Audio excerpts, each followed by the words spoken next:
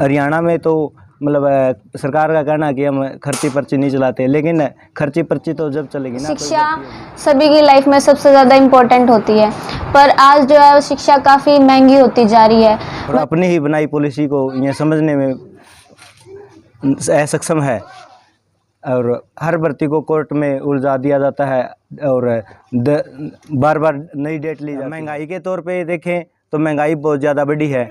अच्छा, आप सभी एक विद्यार्थी हो और फिलहाल शिक्षा ग्रहण करने लग रहे हो। इस 10 साल के इस कार्यकाल में आप क्या महसूस कर रहे हो? कौन सी ऐसी चीज़ें हैं जो आपको अच्छी लग रही हैं? कौन सी ऐसी चीज़ें हैं जिनसे आप बार बार जूझ रहे हो, जो आपके जीवन का जो लक्ष्य है, उस लक्ष्य को प्राप्त करने में आपको जो बाधाएं के तौर पे जो चीज़ें खड़ी हैं, आप कैसा महसूस कर रहे हो? जैसे कि हम स्टूडेंट हैं और एक सरकारी जॉब की तलाश है, तो हम चाहते हैं कि सरकार एक टाइम टू टाइम भर्ती प्रक्रिया करे।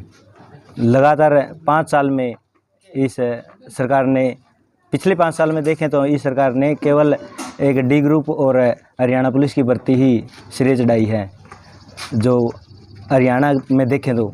और सेंटर में देखें, सेंटर में बहुत ज़्यादा बड़े मात्रा पे पेपर लीक और कंप्यूटर हैक की प्रॉब्लम होती है, जिससे मतलब जो पढ़ने वाले छात्र हैं उनको पिछाड़ा जाता है और जो पैसा खर्ची पर्ची का बात है वो आगे आ जाते हैं। हरियाणा में तो मतलब सरकार का कहना है कि हम खर्ची पर्ची नहीं चलाते, लेकिन खर्ची पर्ची तो जब चलेगी ना कोई भर्ती होगी। पिछले 5 साल में कोई भर्ती ही कंप्लीट नहीं हुई है। जैसा कि 56-57 का देख लो, 2 साल होने को हुए हैं पेपर हुए। सीटी 2021 में फार्म भरे गए थे, वो आज तक उनको सिरे नहीं चढ़ाया गया है। और नौकरी तो जो हर सेक्टर है उसको प्राइवेट करते जा रहे हैं। सरकारी सेक्टर में अगर कोई नौकरी निकलती है तो उसको कंप्लीट करने में इनको बहुत ज़्यादा बाधा आ रही है और अपनी ही बनाई पॉलिसी को ये समझने में असक्षम है और हर भर्ती को कोर्ट में उलझा दिया जाता है और बार बार नई डेट ली जाती है। और जैसा कि पिछला डी ग्रुप का रिजल्ट था, हमारे माननीय मुख्यमंत्री मनोहर लाल खट्टर जी ने कहा था कि पहले सी ग्रुप की भर्ती कंप्लीट होगी और फिर डी की होगी, लेकिन हुआ उसके विपरीत ही। डी ग्रुप की पहले भर्ती हुई, जिसमें डी ग्रुप की मेरिट लिस्ट बहुत आई गई है और आई जाने के कारण जो उच्च क्वालिफिकेशन के बच्चे थे वह तो डी ग्रुप में सेलेक्ट हुए हैं और अब जो निम्न क्वालिफिकेशन के हैं वह सी ग्रुप में सेलेक्ट हो गए।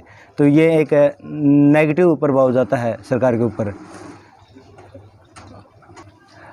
हम कुल मिला के ये चाहते हैं कि सरकार कार्य अच्छा कर रही है, लेकिन उस प्रगति पर नहीं कर रही है वो जो कोई होना चाहिए था। महंगाई के तौर पे देखें तो महंगाई बहुत ज़्यादा बढ़ी है। अच्छा, जो महिला सुरक्षा है, महिला सुरक्षा भी बिल्कुल ही नहीं है। अच्छा, जातिगत भेदभाव, धार्मिक भेदभाव बहुत ज़्यादा बढ़े हैं इस सरकार में। आज से 10 साल पहले देखें तो हम जो हमारे मुस्लिम भाई हैं उनसे बैठ कर बातचीत कर सकते हैं, उनके घर खाना खा के आ सकते थे, लेकिन आज उसका मानसिक बदलाव इतना हो चुका है कि वह हमारे बारे में क्या पता क्या सोचते हैं, हम उनके बारे में क्या पता। जहर घोला गया है, आपसी धार्मिक जहर घोला गया है और जातिगत भेदभाव भी बहुत ज़्यादा बढ़ रहे हैं। महंगाई की बात करें तो एक गैस सिलेंडर जो 2014 में 350 रुपये का आता था, आज वही गैस सिलेंडर 1100-1200 रुपये का मिला है। और अगर किसान की तरफ देखें तो किसान की जो डीएपी का एक कट्टा है, जो बोरी हम लाते थे वो 350 रुपये की थी, आज वही बोरी 1300 रुपये की मिलती है। तो महंगाई का देख लो अब कितने प्रतिशत इजाफा हुआ है। मेरा नाम अशोक कुमार है, मैं गांव राजले से हूं और एससी कैटेगरी से संबंधित रखता हूं। मैंने एमए पॉलिटिकल साइंस से कंप्लीट की है। मेरा नाम खुशी है, मैं गांव राजली से हूँ। हमारे परिवार में मेरे मम्मी पापा दादा दादी हैं और हम 4 बहन भाई हैं। और मैंने अभी अपनी क्लास 12th कंप्लीट की है मेडिकल से। और मैं आज और मेरा शिक्षा के बारे में ये मानना है कि शिक्षा सभी की लाइफ में सबसे ज़्यादा इम्पोर्टेंट होती है, पर आज जो है शिक्षा काफ़ी महंगी होती जा रही है।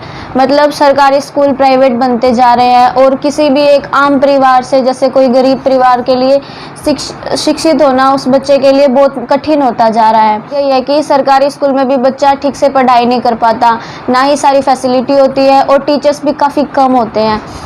और 10th के बाद जैसे मैंने देखा, अपनी बता रही हूँ, 12th के बाद लेनी थी मेरे को मेडिकल, पर जो सरकारी स्कूल में था, क्योंकि हम गरीब परिवार से हैं, मतलब नॉर्मल सी फैमिली है, तो हम ज़्यादा एफर्ट नहीं कर सकते, इसलिए सरकारी स्कूल में एडमिशन लेना था।